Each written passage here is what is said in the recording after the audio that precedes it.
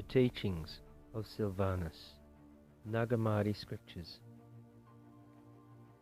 Let your mind be your guide. Put an end to every kind of immature conduct. Acquire for yourself strength of mind and soul, and strengthen your struggle against every kind of foolishness consisting of the passion of erotic love, base wickedness, love of praise, fondness for strife, tiresome, jealousy, wrath, anger, and avaricious desire. Guard your encampment with weapons and spears. Arm yourself with all the soldiers which are words, with the commanders which are counsels, and with your mind as a guiding principle. My child, throw every robber out of your gates. Guard all your gates with torches, which are the words, and by these means you will acquire a tranquil life. But the person who will not guard these things will become like a captured city, desolate and trampled by wild animals. For thoughts that are not good are evil beasts. Your city will be filled with robbers, and you will not obtain peace, only all kinds of savage beasts. The evil one, who is a tyrant, is lord over them. While he is directing this, he dwells beneath the great mud. The whole city, which is your soul, will suffer destruction. Remove yourself from all these things, O wretched soul. Bring in your guide and your teacher. The mind is the guide, and reason is the teacher. They will bring you out of the dangers of destruction. Listen, my child, to my advice. Don't show your back to your enemies and run away. Instead, go after them as a strong person. Don't be an animal with men pursuing you.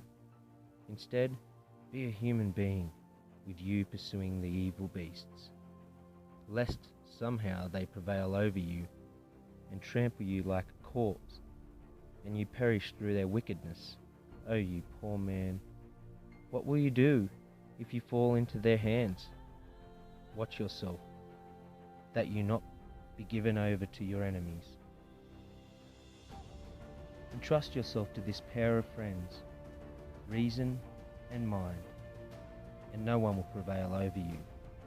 May God dwell in your camp, may His Spirit protect your gates, and may the divine mind protect the walls.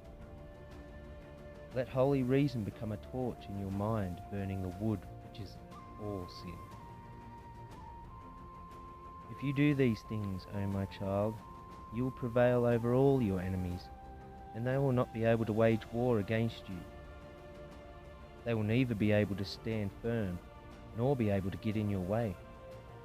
For if you encounter these, you will despise them as mere gnats.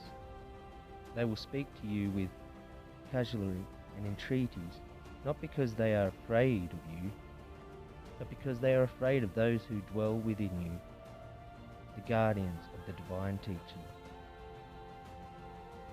My child, accept for yourself the education and the teaching. Do not flee from the education and the teaching. But when you are taught, accept it joyfully. And when you are educated in any subject, do what is good. You will weave a crown of education by your guiding principle. Put on the holy teaching like a robe.